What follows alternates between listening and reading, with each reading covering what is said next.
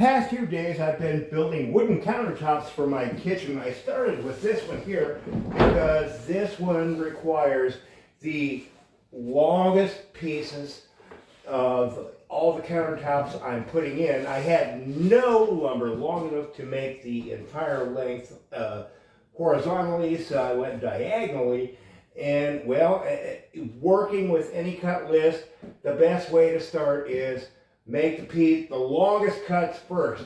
If I make a mistake with it, maybe I can find one more piece that'll still be that length. So anyway, I got this one done and fitted, and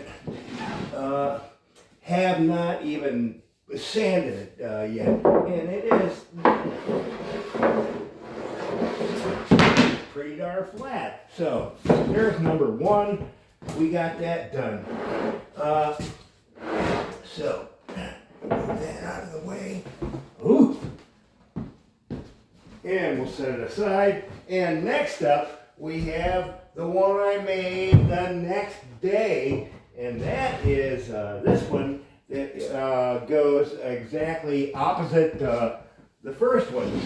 Now this one, what I asked of my lumber supplier was to provide me with some Wacky walnut.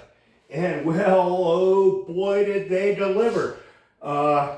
This is Walnut's little brother, shall we say. Slightly different. The nut is, I guess, a little bit elongated more so than a walnut. And the oils within it are more preferred than the nut itself. I don't know. New to me. But boy, the coloration in this stuff is quite a bit different. We still have the dark walnut looking thing. And then also within that same tree, we get these big white streaks and gray. And well, selecting the pieces to fit in here and make something as sort of color coordinated is, well, this is what I had to work with. And I asked for something kind of crazy, and boy, did they deliver with me some crazy lumber. So, shall I move the camera at this point? The whole notion is to kind of get stuff, the same kind of theme going on every countertop. So,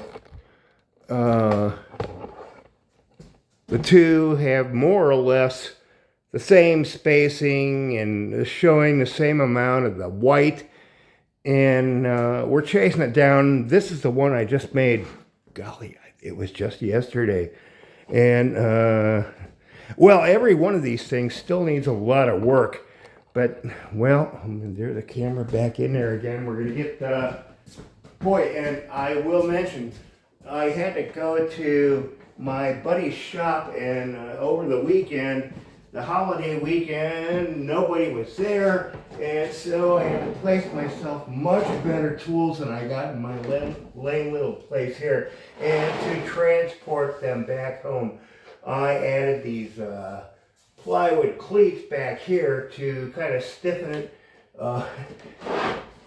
so make these things more stable. Not glued, just something for transport. Get that out of the way. And then we come down to, as I said, the one I made yesterday. Let's get that out of the way as well. Also with that whole plywood thing on the other side. And we come down to the last one I need to make. And I'm kind of running out of material here.